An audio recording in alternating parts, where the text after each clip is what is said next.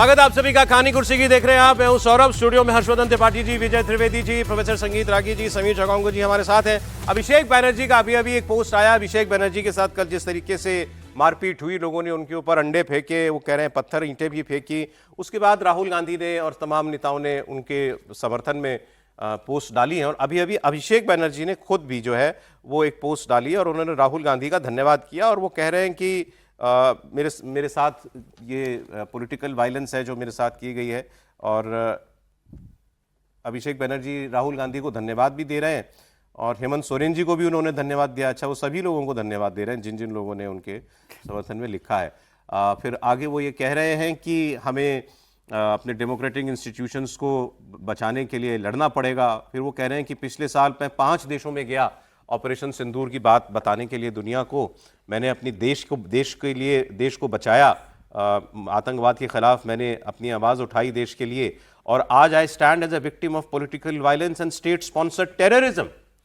राजनीतिक हिंसा हो रही है, स्टेट स्पॉन्सर्ड टेररिज्म का शिकार मुझे बनाया गया है। And it has been unleashed by those who claim to be the guardians of nationalism. अपने आप को राष्ट्रवाद के ठेकेदार मानने वालों ने ऐसा मेरे साथ किया है, ये वो कह रहे हैं। और ये आज की बीजेपी की सच्चाई है। उन्होंने कहा अगर आप उनको समर्थन दें तो आप देशभक्त हैं, अगर आप सवाल उठाएं तो आप उनके निशाने पर आ जाते हैं, ये वो कह रहे हैं। तो I would rather face intimidation while defending democracy than enjoy comfort by surrendering my principles. मतलब मैं डरूंगा नहीं। Power is temporary, the will of the people is permanent. I will bow only before the people, never before the people in power. और बाकी आके फिर बातें हुई हैं, लेकिन ये लाइन चलिए, इस पर बात करने लायक है। पावर इज टेम्पररी, यह उनको 15 साल बाद समझ में आया, क्योंकि वो तो नहीं मानते थे कि वो कभी पावर से बाहर जाएंगे, वरना ये हालात बंगाल के होते नहीं। तो फिर वो कह रहे हैं the will of the people is permanent. बिल्कुल ठीक। आई will bow only before the people. क्या अभिषेक बनर्जी ने बंगाल के चुनावों के नतीजों को स्वीकार किया है आज तक? ममता ने भी नहीं किया। वो तो बोलते हैं ये तो जनता का फैसला ही नहीं है। वो तो ये बताते हैं। इस्तीफा देने नहीं गए ममता बनर्जी सर। ये वाला जो मैसेज है ये तो ममता जी को देना चाहिए उनको। आई विल भाई जनता के जनादेश, ये हम लोग हमेशा ही बात करते रहे कि जनादेश का आप सम्मान नहीं करेंगे। कुछ गड़बड़ी पर आपको जो बोलना है वो बोले, लेकिन मोटे तौर पे जनादेश का सम्मान अगर आप नहीं करते, और पहले फेज में आपको जनादेश का सम्मान करना ही चाहिए। यदि उनको समझ आ रही है बात, ठीक है अभिषेक जी को। नहीं, ये पावर इज टेम्पररी समझ में, इतना भी समझ में आ गया तो अच्छा है। नहीं ऐसा नहीं होता सर। पावर जब जाती है तभी ये समझ में आता है। ये सत्य, इसमें कोई ऐसा नई बात नहीं है। जब जाती है तब सबको समझ में आ जाता है कि पावर इज टेम्पररी। जब तक पावर में रहते हैं तब तक आपको लगता है कि यही सत्य है, त्रिपाठी जी। सत्य ही सत्य है। एक तो सौरभ जी, इसको बहुत स्पष्टता से कहा भी जाना चाहिए और यही सच है कि इतना नरक बुआ भतीजे ने किया है ना कि अगले 5 साल ये कुछ भी बोलेंगे तो जनता इनको अंडा ही मारेगी। इसको पहले एकदम स्पष्टता से बिना किसी लाग लपेट के कहा जाना चाहिए। ये सच है बंगाल का। इतना ऐसा कर्म हुआ है वहां, लोगों का जीवन जीने लायक नहीं रह गया। अब उसके बाद आप ये बताएंगे कि पावर इज टेम्परेरी और पब्लिक का विल वो परमानेंट। पब्लिक विल ही तो था जिसका आपने अपमान किया।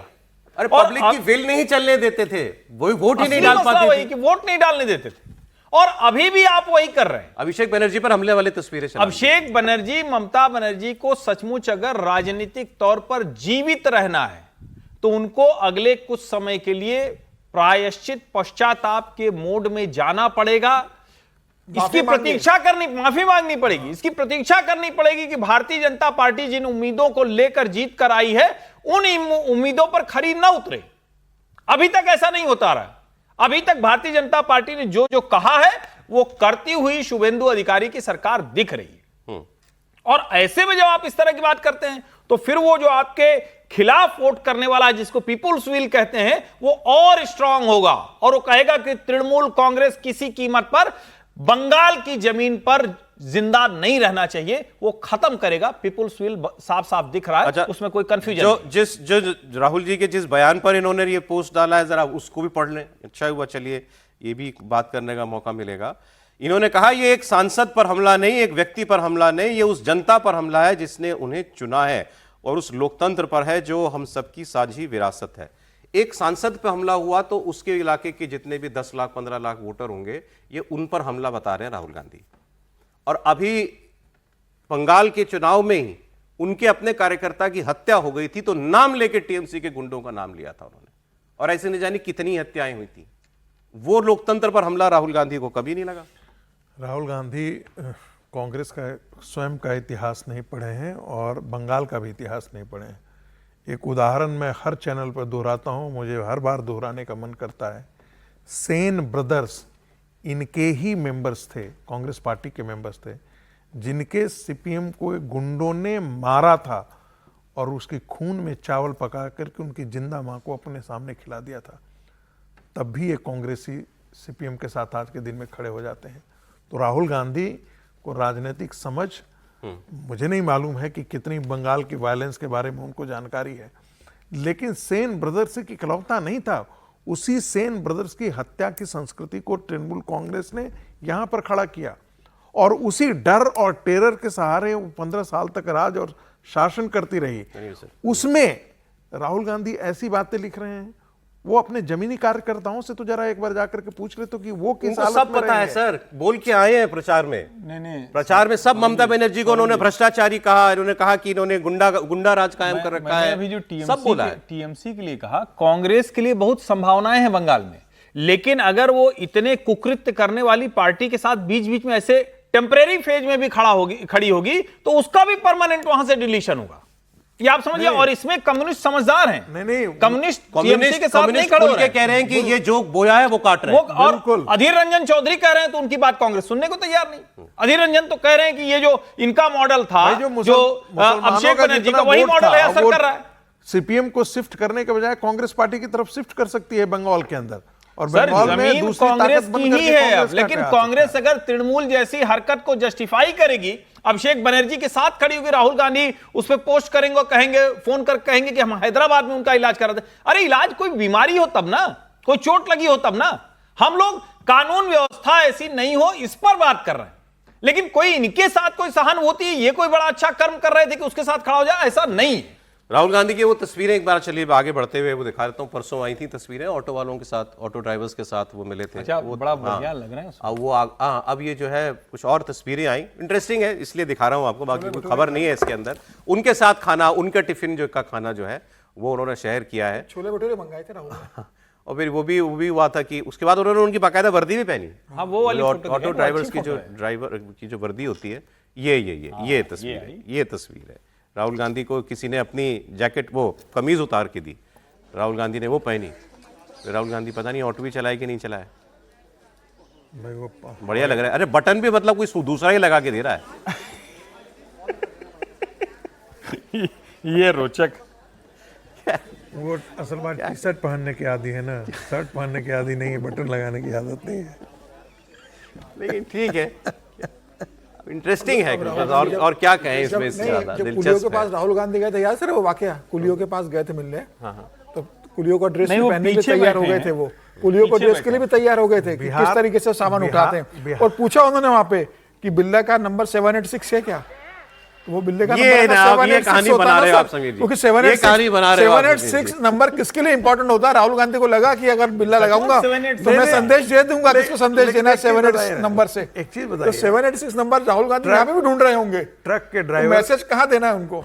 ट्रक के ड्राइवर के साथ बात करने में, ट्रक के पकड़ करके जो है स्टीयरिंग चलाने का, या जब बिहार में वो गए थे और तालाब में कूद गए थे नाव पर से, तब लग रहा कि राहुल गांधी ने मास्टर स्ट्रोक अरे चलिए अगली खबर सर, बहुत दिनों से नहीं हुई, पैसा वसूल खबर। पैसा वसूल खबर, हाँ आज मिली पैसा वसूल खबर। अगली खबर सुनिएगा तो आपको, लेकिन ये तो पाकिस्तान से भी नहीं है। आप ऐसा कैसे हो सकता है किसी के साथ। ये है आम आदमी पार्टी की एक नई मुसीबत। दरअसल गुजरात पुलिस ने अरविंद केजरीवाल जी ने एक पोस्ट किया, कहानी उल्टी करके सुनाता हूं तो आपको मजा आएगा। अरविंद केजरीवाल जी ने एक पोस्ट किया कि उससे पहले उनकी पार्टी के एक नेता ने पोस्ट किया हुआ था कि भाई ये फलाना नंबर से हमको फोन आए और हमसे कहा जा रहा है, हम आईबी से बोल रहे हैं, इंटेलिजेंस ब्यूरो से बोल रहे हैं गुजरात में, और आओ और आपको अपना रजिस्ट्रेशन कराना पड़ेगा या कुछ बताना, मतलब बेसिकली आओ आके बताओ, डॉक्यूमेंट्स लेकर के आओ। तो उन्होंने कहा कि आईबी वाले क्या, कोई आदमी किसी एक राज्य से दूसरे राज्य में जाएगा तो क्या आईबी वालों को बताना पड़ता है, इसका मतलब ये हमारी जासूसी कर रहे हैं। तो अरविंद केजरीवाल ने फिर उस पोस्ट को रिपोस्ट करते हुए लिखा कि मैंने इस नंबर पे खुद फोन किया, सज्जन ने नंबर डाला था जहां से फोन आया था। अरविंद केजरीवाल ने नंबर पे फोन किया, वो कह रहे हैं, और फोन करके कहा, बोले कि मैंने पूछा कि आप कौन, तो उन्होंने कहा हम आईबी से बोल रहे हैं। तो मैंने कहा मैं अरविंद केजरीवाल बोल रहा हूं, और ऐसे सुनते ही उसने फोन काट दिया, और उसके बाद से वो नंबर उठ नहीं रहा है। मैं लगातार उस नंबर पे फोन कर रहा हूं, फोन नहीं उठ रहा है। तो ये आईबी वाले सरकार, बीजेपी सरकार ने आईबी वालों को हमारे पीछे लगा रखा है। पुलिस ने जांच की, अब सौरभ जी दूसरा हाथ लगाने जा रहे हैं। पुलिस ने जांच की, आम आदमी पार्टी वो आम आदमी पार्टी का शहर का अध्यक्ष निकला, वो आम आदमी पार्टी का शहर का अध्यक्ष निकला जिस नंबर से फोन आ रहे थे, उन्हीं के पार्टी के लोगों को, और कहा जा रहा था हम आईबी से बोल रहे हैं। मतलब सर आप लोग तो सन्नाटे से में चले गए, यकीन नहीं हो रहा आपको? नहीं यकीन नहीं हो रहा है मुझे। नहीं मुझे आपने कहा यकीन नहीं हो रहा है, हमें पूरा यकीन हो रहा है कि आदमी यही करवा सकता है। मैंने इससे ज्यादा फर्जी कोई पॉलिटिशियन दिख सकता है क्या? मुझे अरविंद जी की चिंता हो रही सर, समझिए आप इसको, आप कीजिए। जो गुजरात मॉडल कहते हो, अरे भाई अमित शाह ने ये सिस्टम क्रिएट कर दिया था कि कोई ऐसे फोन ऑन करेगा, कुछ कहेगा तो उसका सिस्टम पकड़ लेंगे। अमित शाह के पटु शिष्य हैं हर्ष सांघवी, अभी वो गृह मंत्री हैं। ये कैसे कल्पना कर लिया कि इनका कोई कार्यकर्ता बन के फोन करेगा और कल को उसको कहेंगे, और गुजरात पुलिस वहां तक, जिसको कहते हैं ना कि रिवर्स ट्रैक करके पहुंच नहीं जाए। ये वडोदरा, ये हेडलाइन है, अखबार की हेडलाइन है, Arvind Kejriwal IB conspiracy claim backfires, Gujarat police trace threat call to party's own city president. ये वडोदरा सिटी के शहर के अध्यक्ष, इसीलिए चिंता बढ़ गई अरविंद जी, क्योंकि अब इसका मतलब ढंग की वो भी चीजें नहीं कर पा रहे हैं जो मतलब क्रिएट करना होता केजरीवाल का तो आईबी में बहुत अच्छा संपर्क है। वो तो कहते थे ना कि आईबी ने मुझे बता दिया है कि हम चुनाव जीतने जा रहे हैं, आईबी की इंफॉर्मेशन की रिपोर्ट है मेरे पास। गुजरात में उन्होंने कहा था कि गुजरात में हम सरकार बनाने जा रहे हैं। तो अरविंद केजरीवाल की पार्टी और अरविंद केजरीवाल के फर्जी लोग किस तरीके से काम करते हैं। कहता था ना आपको कि विजय जी के संपर्क में है। आपने देखा कि इतना चुटीला व्यंग कैसे किया इन्होंने। समीर जी हमेशा स्ट्रेट बैट से खेलते थे। अद्भुत खबर है ये, अद्भुत खबर है। चले आगे बढ़ते हैं। मिशन 2000 जल्दी क्यों करते हैं? मतलब अरविंद केजरीवाल जी ने मान लीजिए फोन किया तो और बंद हो गया, तो वहां पर इसने, मुझे समझ नहीं आता कि इस तरह वो से डर गया बेचारा जो जिसने फोन किया था कि अरे भाई ये केजरीवाल साहब का ये तो बॉस का ही फोन आ गया, वो हो गया। लेकिन ड्रामा भी नहीं क्रिएट होने दिया।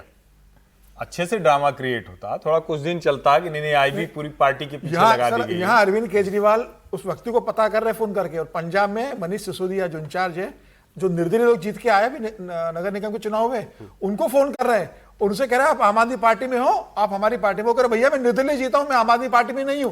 कह रहे नहीं आप आम आदमी पार्टी में हो, आप हमारे पार्टी में आ गए हो। वो कह रहा है कि नहीं मैं निर्दलीय जीता हूं, मेरा आपसे कोई लेना देना नहीं है। तो इस तरीके से जबरदस्ती गले में पड़ के कह रहे हो कि आप आम आदमी पार्टी में आपका नाम नहीं। लेकिन आप वो खबर बताइए जो आम आदमी पार्टी के पार्षद जीते, वो तो कह रहे हैं ना कि हम हैं उनके साथ। वो तो ठीक है, लेकिन जो निर्दलीय जीता उसको तो मानो कि निर्दलीय, उसको भी आप गले पड़ रहे हो कि नहीं आप हमारी पार्टी के अंदर हो। नहीं एक खबर निकाली अखिलेश यादव जी ने, वो भी सुन लीजिए जरा, ये भी है बात करने लायक खबर है। अखिलेश यादव की रडार पर बीजेपी के छोटे बड़े हर नेता रहते हैं, कुछ ना कुछ टिप्पणी वो करते ही रहते हैं। ऐसे गोपा मऊ से बीजेपी के विधायक हैं श्याम प्रकाश जी, जानते होंगे त्रिपाठी जी, इनका एक बयान आया। इस बयान में वो कह रहे हैं कि अरे कोई विकास से चुनाव नहीं जीता जाता, चुनाव जीता जाता है तिकड़म से, तिकड़म लगानी पड़ती है। तो अखिलेश यादव ने फिर इस पर हमला बोला। अखिलेश ने बीजेपी के बयान को, विधायक के बयान को शेयर करते हुए पोस्ट लिखा कि भाजपा में जो जितना बेईमान है वो उतनी ऊंची मचान पर बैठा है। अखिलेश ने कहा कि इस बार जनता भाजपा की सारी तिकड़म निकाल देगी, भाजपा हारेगी और फिर कभी नहीं आएगी। वो विधायक का बयान आपको मैं सुना देता हूं। और विकास से कोई वोट नहीं मिलते हैं। हमने भी बहुत विकास करा के देखे, जिन गांव की सड़कें बनवा दी उन गांवों में बक्से में बूथे वोट ही नहीं निकलते थे। हम प्रैक्टिकल बात आपको बताएं, चुनाव तिकड़म से जीता जाता है, चुनाव विकास से नहीं जीता जाता। विधायक जी सच बोल गए क्या? बेचारे सरल आदमी हैं, साफ बोल गए, साफ बोल गए। देखिए बात तो सही है कि विकास तो चंद्रबाबू नायडू ने भी एजेंडा लिया था, हार गए ना। सर अटल जी ने कितना विकास एस एम कृष्णा एक मॉडल के तौर पर पहला पार्ट आप लोग सच मान रहे हैं कि विकास से चुनाव नहीं जीता जाता, मोदी जी लेकिन इतना दूसरा किया तो पार्ट उसका डिफाइन करना पड़ेगा ना, फिर तिकड़म क्या होती है? मनोज सिन्हा ने अपनी कंस्टिट्यूएंसी में, जिससे हमने सुना, सबने कहा शानदार काम किया है, चुनाव हार गए ना। तो ये बात तो सही है कि सिर्फ विकास से चुनाव नहीं सर जीता फिर जाता। तिकड़म क्या होती है? अब तिकड़म में क्या होता है, सोशल कोएलिशन। बड़े सरल आदमी है, तो सरल आदमी भी इतनी तिकड़म जानता है, तो मैं बाकी बात सोच रहा था। नहीं, मैं तिकड़म की डेफिनेशन जानना चाह रहा हूं। फिर चुनाव कौन सी तिकड़म मतलब क्या? जातीय समीकरण, विपक्ष के मैनेजमेंट, उम्मीदवार को कुछ पैसा भेज दो कि चुनाव प्रचार नहीं करे, 4-5 लोगों को डमी कैंडिडेट खड़ी करा दो। त्रिपाठी जी, नहीं, तिकड़म तो चुनावी प्रबंधन ही होता है, इसमें कोई बहुत कंफ्यूजन वाला मसला नहीं है भाई। उसमें सारी चीजें होंगी, जातीय प्रबंधन होगा, उसको अपने इलेक्शन लोगों कमीशन तक मत के ले माहौल जाइए। बनाना होगा, वो सारी चीजें होंगी। तो तिकड़म तो वही, अब एक ये विधायक कोई और कोई बड़ी तिकड़म कर लेगा, इसकी भी कल्पना करना थोड़ा ठीक नहीं है, ये भी कतई ठीक नहीं। और जब आम तौर पर ये ऐसे बयान होते हैं, चर्चा में आ जाते हैं, लेकिन ऐसे विधायक सांसद जब अपने लोगों के बीच वो में अपने बैठते लोगों हैं, के बीच ऐसे ही तो बात वो करते सच बात इस तरह की करते हैं। और जहां तक रही विकास की बात, मैं ये मानता हूं कि विकास चुनाव को जिताने में एक परमानेंट बढ़िया वाला पक्का वाला माहौल बनाता है, लेकिन उसमें कब एक छोटी सी बूंद वो सीपेज ला देगी, उसको तिकड़म कर। नहीं, लेकिन मैं लेकिन सोच रहा उसको हूं टिकट बिना के लिए विकास लगाना के पड़ेगा, चुनाव टिकट जीता के जा लिए। सकता हो, ऐसा नहीं है। मैं वो इसलिए उसका कह रहा हूं, important विकास factor है। पक्का करता है भाई। हाँ, वो कम जरूरी से कम है, अभी वो जो जरूरी विकास है, आप कुछ भी कह लीजिए, हम चंद्रबाबू नायडू से लेकर सारे उदाहरण देते हैं, लेकिन नीतीश कुमार इतने समय से रहे तो उसमें विकास है ना, मसला चाहे जितना विकास important है, नरेंद्र लेकिन उसमें मोदी का तिकड़म विकास है, add on और होकर तिकड़म क्या है, वो सीलन की तरह होती है। मैं इसको ऐसे कह भाई, सकता हूं, एक विकास छोटा सा गारंटी बयान नहीं लेके देता, लेकिन आरक्षण बिना पर- विकास के चुनाव जीतेंगे ऐसा मैं नहीं मानता। हिंदुस्तान में ऐसा कोई बहुत नहीं, और वो जीतते थे, लालू- इंदिरा गांधी, नहीं, राहुल नहीं, गांधी नहीं, जीतते थे। लालू प्रसाद यादव 15 साल रहा, 15 साल तक सत्ता में रहे, तिकड़म से ही रहा। बंटाधार कर दिया पूरा बिहार सिंपल, का। एक सोशल सर, वो तब उस पर काम किया, मैंने अब फिर उसको वही कहा। दूसरी तो वो दूसरा, वो भी तो बड़ा तो ठीक है, फिर अब लालू जी का तिकड़म ही जिक्र है आ ना, गया, मैंने- राबड़ी देवी जी वाली खबर दे दीजिए। कल आप देख रहे थे, आप लोग चर्चा कर रहे थे, सर्कुलर लेटर। राबड़ी देवी जी कह रही है हम घर बंगला जो है वो खाली नहीं करेंगे, तो इसको लेकर के अब घमासान जो है वो काफी बढ़ गया है बिहार की पूर्व सीएम राबड़ी देवी के सरकारी बंगले को लेकर। राबड़ी देवी 10 सर्कुलर रोड का बंगला खाली करने से इनकार कर रही है। अब उनको फिर नोटिस गया है और इस बार 15 दिन का वक्त दिया गया है। अगर इसके बाद भी राबड़ी देवी अपना घर खाली नहीं करती है तो फिर लीगल एक्शन होगा। ये बंगला नंद किशोर राम को आवंटित किया जा चुका है, वो मंत्री हैं। अब तस्वीरें वगैरह ले लीजिए स्क्रीन के ऊपर। मैं देख रहा था कितनी बेशर्मी के साथ उन्होंने कहा कि सॉरी, मैं ऐसे बोल रहा हूं, लेकिन नहीं, आप ठीक बोल रहे हो सर। कि मैं फोर्स बुला के खाली करा दूं। बिल्कुल फोर्स बुला के खाली कराया जाना चाहिए अगर वो खाली नहीं करती हैं तो। 15 दिन का नोटिस नहीं देना था सर, तभी खाली करवा अरे लेना सर, था। तर्क ऐसे क्यों ऐसे दे रहे हैं एक्सप्रेशन इनकी हो? पार्टी के लोग। 20 साल से रह रही हैं, कुछ भावनात्मक जुड़ाव हो जाता है, अटैचमेंट हो जाता है। सरकारी मकान है वो, सरकारी जमीन है वो। आपका लगाव हो गया तो फिर कल तो किसी भी चीज पे उंगली रख देना, मेरा दिल आ गया इस पे। ऐसे कैसे आप कह सकते हैं? वही तो यही करते तो थे वो। होता है, इसमें नया क्या है? अरे भाई, लालू प्रसाद यादव के शासन में यही तो होता था। How can she refuse? कैसे मना कर सकती हैं वो? देखिए, सच बात तो ये है कि अगर मना की ना। नेता के तौर पर व्यवहार हो तो ये तो होना ही नहीं चाहिए। आपको सरकारी घर मिलता है, आपको सरकारी सुविधा मिलती है, आपको सरकारी सेवा मिलती है, सरकार आपके लिए बिछी रहती है, तो आप जिस भी बंगले में जाएंगे उसमें सरकार ही काम करेगी। उतना वही ही बड़ा पीडब्ल्यूडी बंगला आप है, हार्डिंग रोड का उतना ही बड़ा बंगला है। वही पीडब्ल्यूडी पुताई कराएगी, वही पीडब्ल्यूडी फर्नीचर लगाएगी, वही पीडब्ल्यूडी बिजली लगाएगी, सवाल यह है कि क्या आपने इसको अपनी प्रतिष्ठा से जोड़ लिया है? क्या ईगो जिसको कहते हैं, अहंकार, कि मैं 10 सर्कुलर रोड वाला बंगला नहीं छोड़ूंगी। मुझे लगता है यह तो अहंकार लोकतंत्र में किसी को इजाजत नहीं होनी चाहिए। आप कोई कह सकता है कि फलाना जी जमे हुए हैं, ढमाका जी जमे हुए हैं, ठीक है, जमे हुए होंगे, लेकिन जिसकी जो सरकार रहती है लोकतंत्र में, ये सब जनता को तो जनता को नहीं ठीक लगेगा तो कुछ और तरीका खोजेगी। सर, आपने कहा कि मैं बेशर्मी है हद, और फिर आप रुक गए। मुझे नहीं लगता कि इसमें कोई गलत आपने इस्तेमाल किया। ये मतलब जाहिर तौर पर बेशर्मी है, और एक तरह का क्या कहना चाहिए। वैसे मैं देख रहा था कल परसों चर्चा हो रही थी, तो देश भर में, मतलब दिल्ली में भी खास तौर से अभी 300 लोग हैं जो पिछले 5 साल से ये इसी तरह से रह रहे हैं, आगे कर रहे हैं। लेकिन मैं यहाँ पर ऐसा एक जनरल है, लेकिन मैं 3 लोगों का नाम वैसे लेना चाहता हूँ, क्योंकि तीनों लोग अभी, 2 लोग तो इसमें अभी हैं भी नहीं दुनिया में। एक अरुण जेटली जी और एक सुषमा स्वराज, मतलब किस्मत से वो दोनों बीजेपी के लोग हैं। दोनों लोगों ने मंत्री पद जैसे ही गया, एक ही दिन में वो घर खाली कर दिया, सिंगल डे में, ठीक है। और तीसरी अभी है, उनकी चर्चा करना चाहिए नहीं, लेकिन फिर भी मैं कर देता हूँ, स्मृति जी। मंत्री पद छोड़ने के बाद उन्होंने, और जब वो हार गए चुनाव, तो उन्होंने खाली कर दिया। तो ऐसा नहीं है कि ऐसा डिसेंसी है ये। डिसेंसी की बात है और ऐसा करना ही चाहिए कि क्या कर रहे हैं नहीं कर रहे हैं, लेकिन ऐसे लोग भी हैं जो अभी 1200 लोगों में से एक एंटोनी ने खाली कर दिया। ऐसे भी लोग हैं, केरल चले गए। ऐसे भी लोग होते कमाल हैं है। जिनको सरकारी बंगला मिलता है, घर मिलता है, लेकिन वो अपने प्राइवेट होम घर में रहते हैं। एक फॉर्मर गवर्नर साहब थे, हमारे सोसाइटी में ही रहते थे, 4थी मंजिल पर रिटायर हो गए थे तो उनको नहीं मिला था कोई घर, तो वो हमारे यहाँ सोसाइटी में ही 4थी मंजिल पर, 3री मंजिल पर रहते थे। ऐसे लोकतंत्र और तो वो ऐसे ही होना चाहिए कांग्रेस के ना। नेता लेकिन बीच में ऐसे भी नारायण लोग सिंह हैं जी। सर कि जो जिनको अधिकार नहीं होता। प्रियंका गांधी, रॉबर्ट वाड्रा किस अधिकार से बंगलों में, एक टाइप के बंगले में रह रहे थे? कोई अधिकार नहीं था रहने का। एक उसके बाद असली बात जो नहीं हो रही है, पूर्व मुख्यमंत्री को बंगला क्यों दिया जाना चाहिए, असली बात पर चर्चा करिए ना। ये एंटाइटलमेंट, ये हमारी ताकत ये तो है। हम उत्तर प्रदेश ये कौन सा है भाई? उत्तर प्रदेश हाईकोर्ट ने बड़ा फैसला उत्तर किया प्रदेश था। ने फैसला किया, हटाना पड़ा। मुझे लगता है कि पूर्व मुख्यमंत्रियों को किसी कीमत पर बंगला नहीं देना चाहिए, और देना भी है। किसी को ऐसी जरूरत है तो आप उनको 2 कमरे 3 कमरे का फ्लैट अलॉट कीजिए। केवल एक पैमाना सर जायज लगता है। और ये जो आप कह रहे थे ना, वो मतलब गांधी परिवार के केस में वही एक पैमाना बताया जाता है, सिक्योरिटी एंटाइटलमेंट है तो वो ठीक है उनकी। कि भाई इतना तामझाम सिक्योरिटी का होता है, जेन्युइन होता है, जेन्युइन है, उनके उसके लिए लिए हमको जरूरत है। इतना साइज का बंगला चाहिए। कोई सर मुझे अब नहीं तो नहीं है ना लगता प्रियंका है, गांधी के पास। मुझे नहीं लगता है दिक्कत है कि सिक्योरिटी की सर, गुड़गांव में रह रही है वो, मुझे नहीं अब लगता सांसद के रूप में मिला है उनको। नहीं, वैसे मैं तो इस हक का भी हूं कि ये अगर मान जैसे सोनिया जी हैं, उन्होंने कभी ऐसा कोई खराब व्यवहार कभी सामने आया नहीं, लेकिन एक मतलब अगर वो 40 साल सांसद रहे तो 40 साल एक बंगले में ना रहे। नहीं, ये रोटेशन होना चाहिए। एक चीज ये वरना एसोसिएट हो जाता है एक ही आदमी के नाम से, सौरभ एक लाइन फिर ऐसे ही मन लग जाएगा। देश में आगे बढ़ना है, देश को लोकतंत्र सही मायने में लागू करना है, तो नेताओं का ये जो बपौती है इस भाव से निकालना पड़ेगा। लेकिन जब इतने लोगों जब आपके पिता का नहीं है तो वो बपौती नहीं हो सकती। सर मैं एक बात कह रहा हूँ, ये जनता के पैसे हम का। लोग तो इससे सहमत ही नहीं है किसी भी हालत में। आडवाणी, मुरली मनोहर जोशी को मकान खाली करना चाहिए सर। आडवाणी सांसद नहीं, अब क्यों इतने बड़े पृथ्वीराज चौहान रोड का इतना बड़ा बंगला लिया है? मुरली मनोहर जोशी किस अधिकार से इतने बड़े बंगले में रह रहे हैं? आप नहीं खाली करके चले जाओ।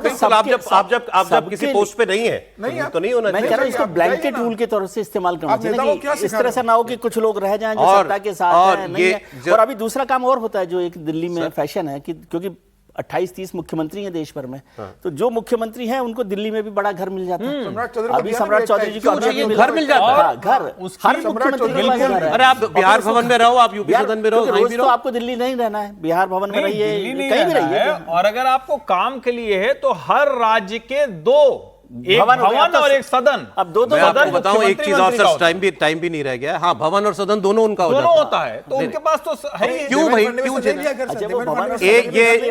ये जो जिमखाना क्लब पर अभी कार्रवाई कर रही है सरकार, सब ब्लैंकेट जिमखाना क्लब पर कार्रवाई के बाद ये मूड बनता जा रहा है। आप सोशल मीडिया का आजकल दबाव सब महसूस करते हैं, आप वहां पढ़िए, लोग कह रहे हैं कि केवल एक क्लब से नहीं चलेगा, ये आधी दिल्ली जो लुटियंस जोन की दिल्ली है, ये सारी जो नेताओं के पास है, इसका भी कुछ करिए। लोग कह रहे हैं कि 29 के बाद ऐसे बड़े बंगले मंत्रियों के नहीं रह जाएंगे, ऐसा लोग कह रहे हैं। एकड़ों में बंगले नहीं होने चाहिए, नहीं होने चाहिए, जितनी जरूरत है उतनी रहे। और अच्छा है, इस सरकार ने तो मतलब मोदी जी ने कमाल किया है, चाहे वो साउथ एवेन्यू नॉर्थ एवेन्यू के जो बनाए हैं घर, और चाहे जो मल्टी स्टोरी नए बने हैं स्वर्ण जयंती सदन वाली, बहुत शानदार बनाए हैं। समय इतनी ज्यादा देर है सर, बहुत शुक्रिया त्रिपाठी जी, विजय जी, प्रोफेसर साहब, समीर जी, बहुत धन्यवाद आपका। कल फिर मुलाकात होगी।